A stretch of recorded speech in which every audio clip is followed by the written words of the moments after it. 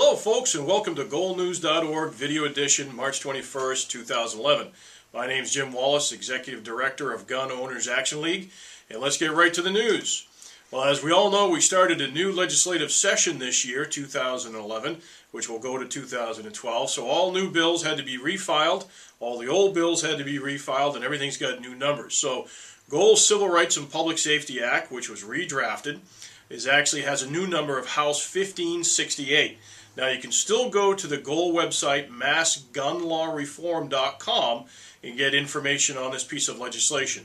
So far there's no news as to public hearings or anything else for that matter in the State House. They're just getting going. As we get more news, we will certainly update the website and also provide information on our weekly video news.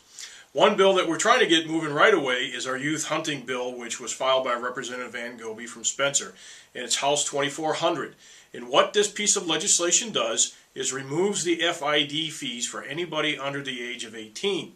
Another roadblock that people face as a youngster to get involved in hunting is at age 15 they have to have an FID card to hunt.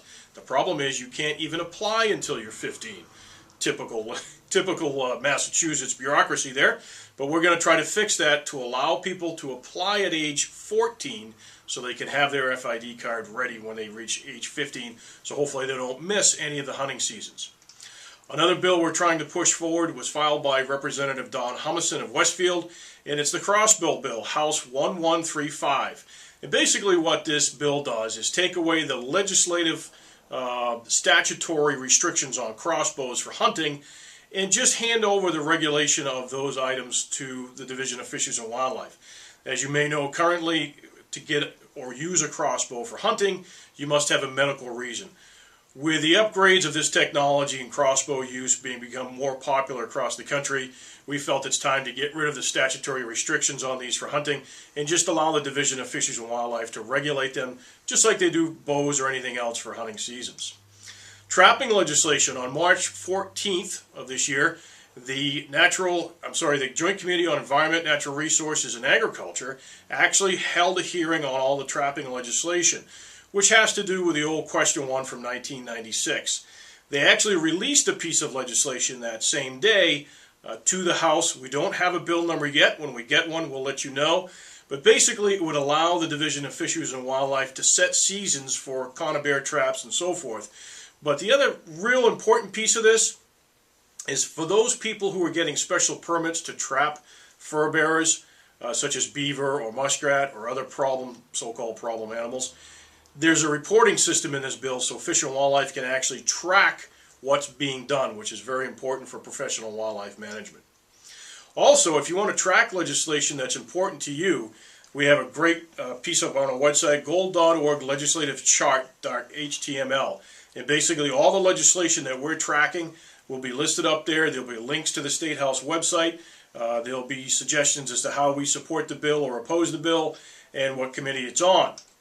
Also, there is a new State House website, and if you haven't gone on it, I suggest you spend a little time to familiarize yourself with it so when we get into a legislative fight or an alert, you won't be stumped as to where to find things.